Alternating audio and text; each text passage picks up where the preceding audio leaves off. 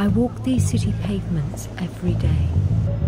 I hardly notice where I'm going anymore or where I've been. I just sort of fit in, confined to my role and the controls and restrictions imposed here. I go about my daily life, but sometimes I think, if we continue to consume the world's resources and follow this same path, what will become of us? If I take the time to look up, I see the city's history all around me. It functions like an ecological entity going through periods of decline and growth. Regeneration and aspiration by profit seekers ensures increasing control of our public spaces. Have we stopped being responsible for ourselves and each other?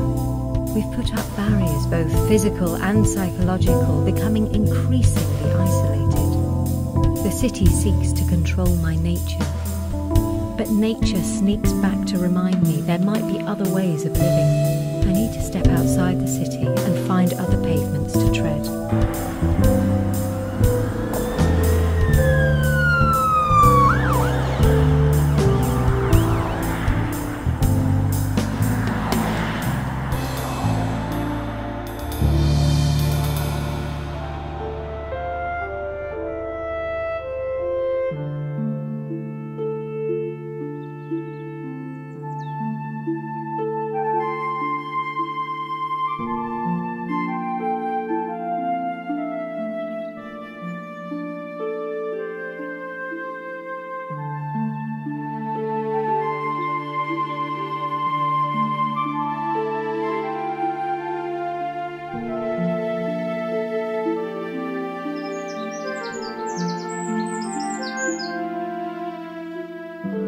This is limestone pavement. It's formed over thousands of years from shelled creatures and corals in a shallow sea.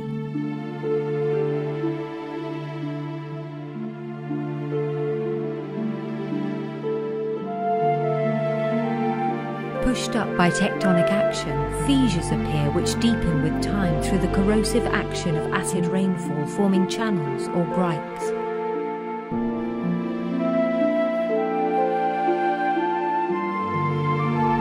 Enclosed and bordered like a city, each area has its own characteristics.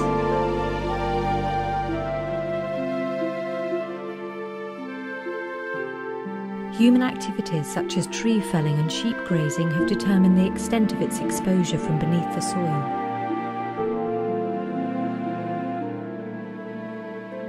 But it's the sheer diversity of life, with exposed plants living next to shade-loving species, that make it unique. But how do its communities survive and even flourish? Look at this wooded limestone pavement, like a wealthy city suburb. Rich in mosses and bryophytes, they compete for space. Primroses and bluebells flourish in springtime, alongside more typical limestone species like hart's tongue fern and dog's mercury.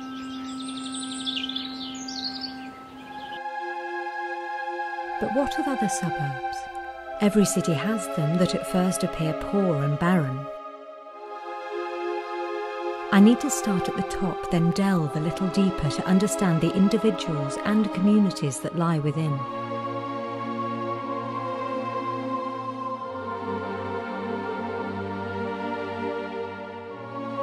At the surface, blue moor grass thrives in these exposed limestone pavements.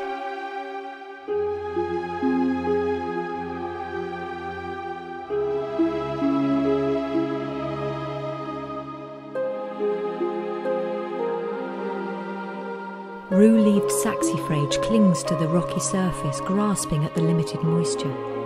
Communities side by side of herb robert, stonecrop, mosses and lichens. Rain. It's the resource on which all life depends. It carves a runnel here, like a steep-sided canal bringing precious cargo.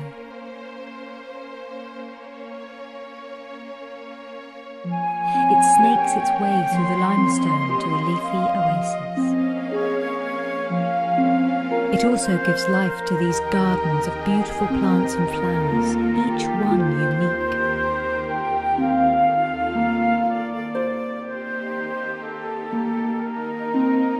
like our own back garden, some are simply laid to lawn. Each solution pool is home to some form of life, even this algae which has little purpose other than just to be. Look at this toad.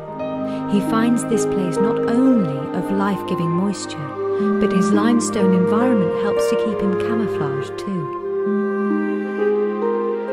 The grikes hold communities of surprising colour and beauty. They flourish here in all their diversity.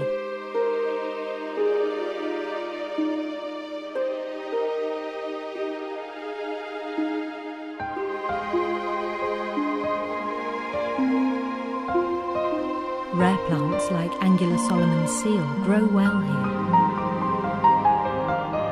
Herb Robert with its array of pink flowers is prolific in these grikes in summertime.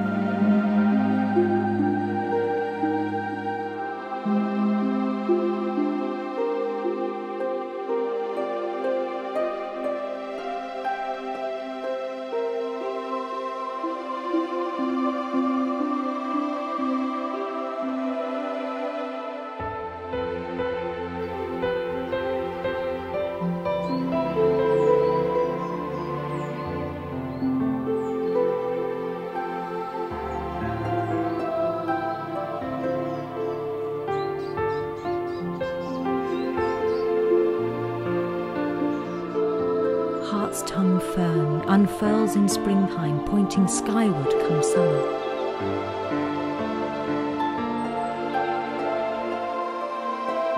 But what if I were to delve even deeper into the streets and alleyways of this limestone environment?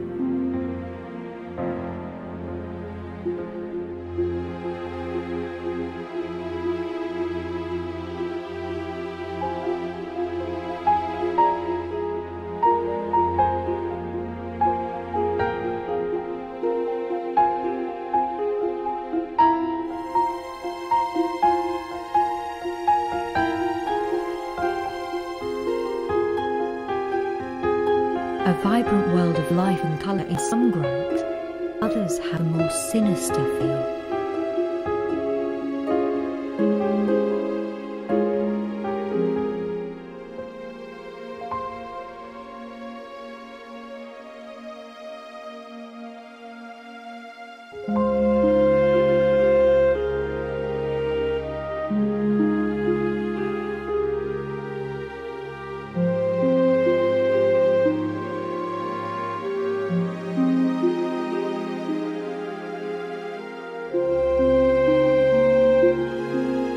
Grikes too hold the roots of trees.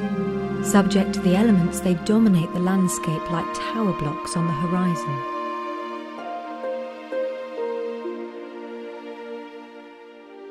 Finding their niche, they grow only in proportion to their location and the rain that falls each year. This erratic, a rock dropped randomly during glacial melt, is home to a bonsai 200 to 300 years old. Where grazing has ceased, trees spring up once more, creating habitats for wildlife. Without restrictions, all are simply opportunists.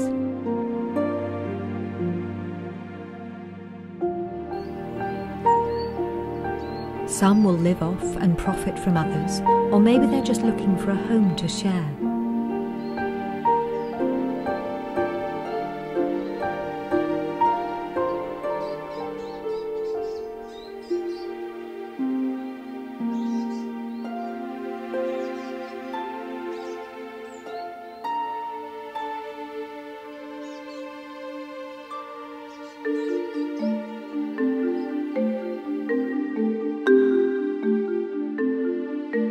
It seems to me it is the interactions of wildlife, the shared sense of space that make it so successful.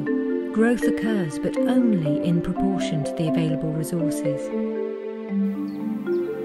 A bee visits flowers like I visit shops, but through her action she enables life, ensuring others in the limestone community can benefit.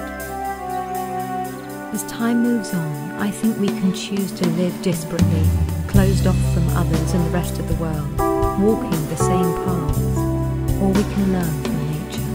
When I return to the city, I will be reminded of this other world.